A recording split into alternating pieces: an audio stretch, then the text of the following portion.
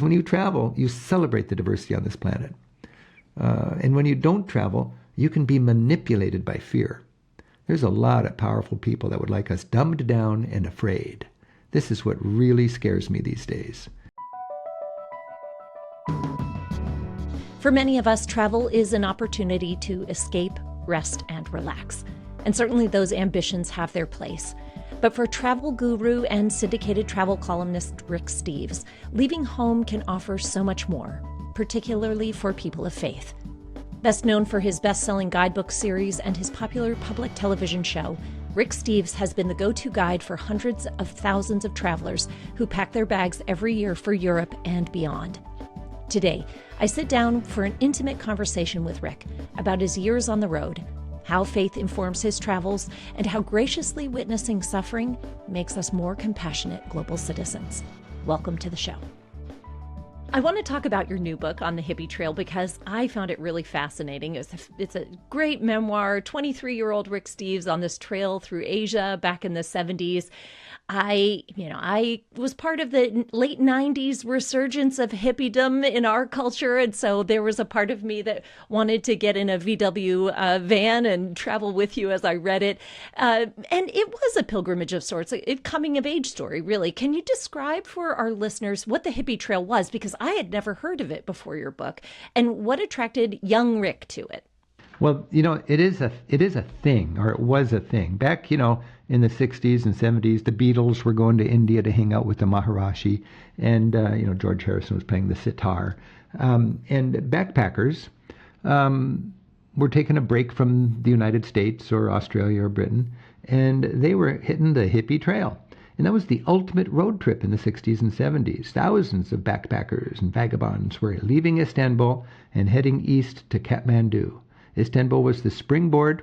There was a little cafe there called the Pudding Shop, where there was a bulletin board where people would put little stickers up there and say questions and team up for partnerships or whatever. And then you'd do this amazing trip, and the end of the rainbow was Kathmandu in Nepal. And I was the right age to do it. I was 23 years old, just out of college, got my buddy together. We had traveled in Europe before. Europe was getting a little old for me.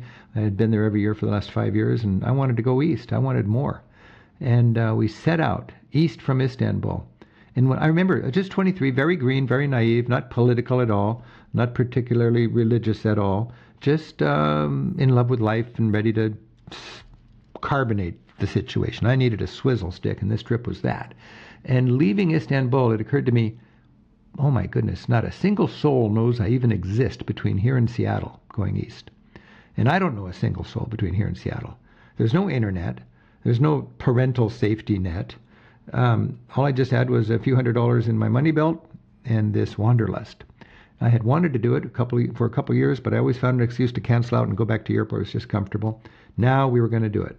So we set out, 1978, 23 years old, me and Jean. And I had some crazy passion for journaling.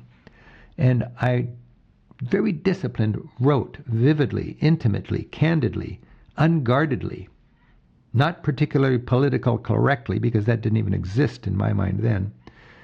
And I wrote a 60,000 word journal. 60,000 words, that's a book. That's a 250-page book. And I filmed it. And I didn't know I was a good photographer, but I had a good camera. I had to ration my film because you had only 36 shots in a canister, and you couldn't take that many cans of film with you. So I took beautiful photographs, and I got home from the trip of a lifetime, that coming-of-age trip, and then I just stowed it away, and I dived into what was next, and I forgot about the journal. And I never read that journal until the pandemic. And then I had time to get out that journal and open it, and it was like an anthropological dig into this 23-year-old kid named Rick Steves, who was a piano teacher, not a travel writer. And it was the coming of age, and it was so vividly written. The subtitle of the book, On the Hippie Trail, is Istanbul to Kathmandu and the Making of a Travel Writer. So for people who know what I do, I write a lot of travel books. I've written 60 guidebooks. They outsell the competition combined these days for guidebooks to Paris or Ireland or whatever. We make TV shows and public television, and I take about 30,000 people around Europe every year on my tours, my bus tours. And this was before I was any of that. I just wanted to be a piano teacher. The kids wouldn't practice in the summer. I'm going traveling, and I'll see you in September. And we did this trip. It's documented. It survived. And 1978 was the last year that trip could be done. No more hippie trail after that because the Shah fell, Khomeini came in, and Iran was turned into a theocracy, and you couldn't really travel through there. The Soviet Union invaded Afghanistan, and that was a war zone for years after that. And the hippie trail was just done. Now, I get people telling me about their hippie trail experiences that are today, 2025. Young men, young women, having that kind of adventure, even in the United States. And I love that. I love the thought that, of course, you can't really do the hippie trail in a literal sense, but you can have that hippie trail magic today, and it can make you a better person. I firmly believe it can make you a better person. And it's my hope that this book, On the Hippie Trail, will inspire people to find a way to have that opportunity to become, to see the world as an adventure, to come home with the most beautiful souvenir. And that's this understanding that we're all children of God. We're all brothers and sisters. And when we travel, we get to know the family. And then to remember how to love your neighbor in a traveler's point of view, with a global point of view. It's a beautiful thing. And I'm so thankful for that trip. And, 2 years later, I gave up my piano students. I started to be a travel teacher. I've got a publisher that's very supportive. And when they read my journal, I'm very concerned about, I don't want to just write a, vanity press thing, and they assured me, no, this isn't vanity press. This is really interesting. So it's we've put the journal in the book, and it is the unguarded journal. It is just unvarnished, and this was what I thought and what I learned when I was 23. It's fun for me to look at it, having spent 30 or 40 years trying to figure all this stuff out. Back then, I wasn't political. I wasn't sophisticated. I didn't have that context. But I can see how it provided the compost pile from which my career as a hardworking, prolific travel writer grew. You described so many times in the book these bus rides, sticking your head out the window. You said once in a lecture that when we travel, we need to travel with our windows rolled down. And I caught that sense of awe that you had as you journal about going through Iran and your experience in India.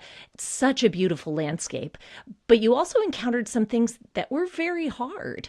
I think about the individuals who were disabled, intentionally crippled, who were begging on the streets in India.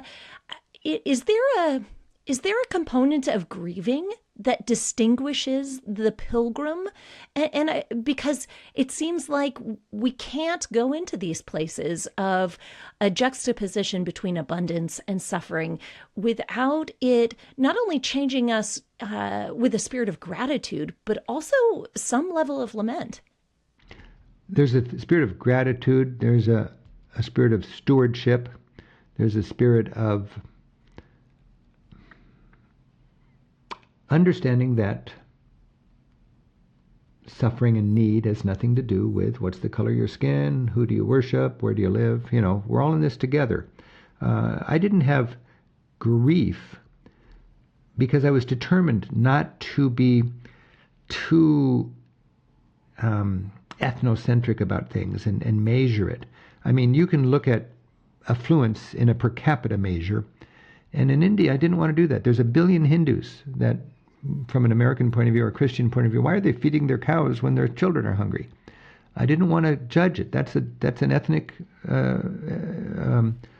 judgment. That's an ethnocentric judgment.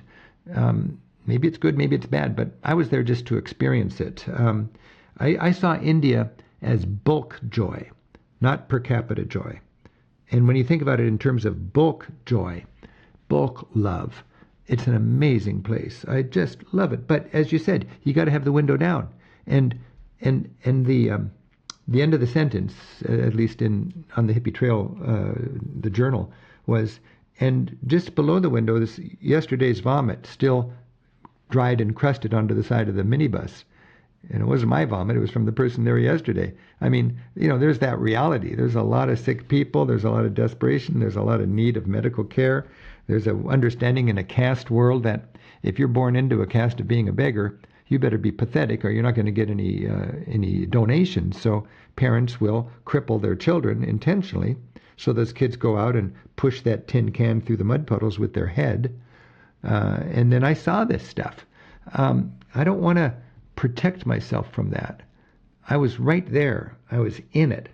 The vomit was crusted below the window. The view was beautiful, and the vomit was right there. This was reality travel. And I was there not to judge it, not to change it, just to learn from it, to be impacted, and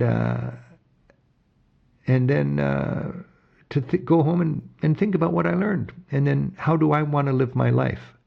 It's a beautiful thing now that I think about it. It's the more I just ponder the experiences and the opportunities it opened up. And what saddens me, a lot of people design their lives so they don't know about that stuff. They don't even have a passport. All they've got is they're buried metaphorically deep in the middle of this great country of ours. They surround themselves with people who celebrate Christmas exactly the same way, and they're threatened and almost offended by people who do it differently. They need to travel, because when you travel, you celebrate the diversity on this planet. And when you don't travel, you can be manipulated by fear. There's a lot of powerful people that would like us dumbed down and afraid. This is what really scares me these days. As a caring citizen, as a caring Christian, there's a lot of people, there's a lot of powers that want us dumbed down and afraid. We don't say bon voyage anymore, we say have a safe trip. And I don't like that. When somebody tells me have a safe trip, I think, well, you have a safe stay at home. Because where I'm going, statistically, and I know statistics are optional these days, but where I'm going statistically is safer than where you're staying. And back in the old days, it was more dangerous to travel and people said bon voyage. And today it's safe to travel and people say have a safe trip. What's with this? I just really want people to get out there and embrace the world. Fear is for people who don't get out very much. The flip side of fear is understanding, and we gain understanding when we travel.